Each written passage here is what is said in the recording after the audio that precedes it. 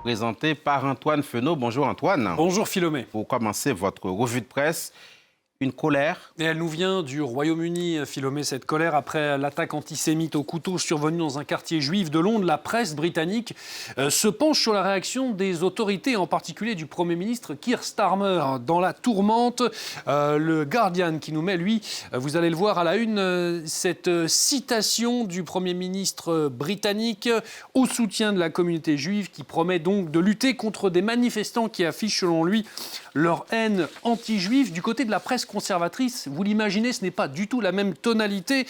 Le Télégraphe, lui, nous donne un autre aperçu de ce déplacement de Keir Starmer dans ce quartier ciblé et nous montre ces photos, vous le voyez, des manifestants hostiles. On les aperçoit derrière ces policiers qui tiennent des pancartes en disant « Keir Starmer, Jew Harmer ». Keir Starmer, celui qui blesse les Juifs, pourrait-on traduire. Selon eux, vous avez compris, ces manifestants, et relayés donc par le Daily Telegraph, ce sont eux qui sont responsables de cette attaque. Si on regarde les tabloïds de cette fois-ci, du côté de la presse tabloïd plutôt classée à gauche, on prend le Daily Mirror pour commencer, qui évoque donc cet appel à l'unité des Britanniques avec cette attaque contre nous tous, nous dit donc le Daily Mirror, condamnation en bloc, mais pas de polémique. Mais du côté des critiques, une fois de plus, il faut aller voir du côté des conservateurs avec le Daily Mail qui pose une question pertinente ce matin avec la photo de l'auteur de l'attaque, du principal suspect, et qui se demande pourquoi cet homme de 45 ans pouvait se déplacer en toute liberté alors qu'il avait déjà un passif chargé. Le quotidien nous le rappelle, il avait été arrêté déjà en 2008 pour avoir poignardé un policier déjà. Il avait également été signalé à un programme de déradicalisation nationale, c'était en 2020.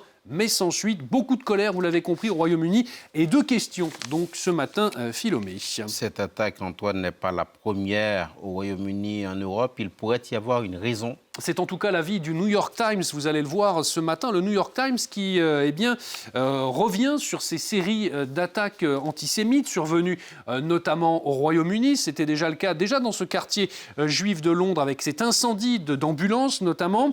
Mais c'est des attaques qui ont également touché la France ou encore les Pays-Bas et qui pourraient être, nous dit le New York Times, une forme de guerre hybride. Les auteurs sont souvent des jeunes recrutés sur les réseaux sociaux contre des promesses d'argent par un groupe qui se fait islamique, qui se fait appeler Haï. Et selon le New York Times, eh bien, l'Iran pourrait être, pourquoi pas, derrière ce dernier. C'est en tout cas la piste que les services de renseignement sont encore en train d'explorer. Le but, instaurer la peur dans les sociétés occidentales avec une forme, donc vous l'avez compris, de guerre hybride. Guerre hybride, le Times nous l'évoque aussi, mais cette fois-ci du côté de la Pologne. Sabotage de réseaux ferrés, survol de drones, attaque de hackers sur les réseaux énergétiques. La Russie est à l'offensive, s'inquiète ce général polonais, vous le voyez juste ici, qui demande à l'OTAN de prendre des mesures urgentes pour contrer donc Moscou.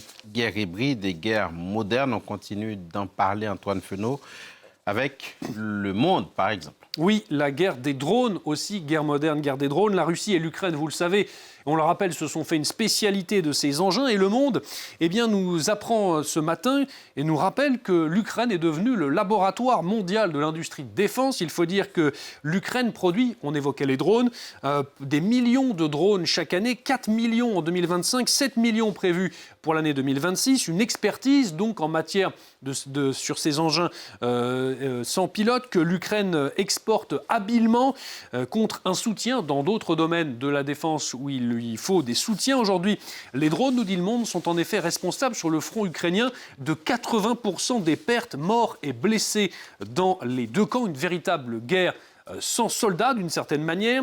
Les drones qui sont également devenus, et c'est L'Orient le Jour qui nous le dit, un élément central aussi de la guerre moderne. Exemple au Liban, vous le voyez juste ici, où les drones suicides, nous apprend L'Orient le Jour, ce grand quotidien libanais francophone, sont utilisés par le Hezbollah contre l'armée israélienne. C'est le cas donc dans le sud du Liban. Actuellement, c'était déjà le cas en 2024, nous apprend L'Orient le Jour, mais c'est désormais généralisé, des appareils qui sont utilisés dans la bande de territoire libanais au sud du fleuve Litani, contrôlé donc par l'armée israélienne, Philomé. On va se quitter sur une note peut-être un petit peu plus légère, Antoine Fenaud. Oui, je voulais vous proposer, mon cher Philomé, une petite histoire du tutoiement en entreprise. C'est un article et une prise de position très suisse. Et pour cause, c'est à retrouver dans le quotidien Le Temps, qui se demande et qui s'interroge sur cette pratique qui se répand en entreprise. Alors c'est le 1er mai, logiquement c'est l'occasion de parler du monde du travail. De plus en plus de personnes se tutoient dans le milieu professionnel, semble s'étonner Le Temps, comme dans les pays latins ou anglo-saxons. Oh, horreur! Alors derrière ce côté très suisse et amusant de cet article, vous l'avez compris, il y a une vraie question.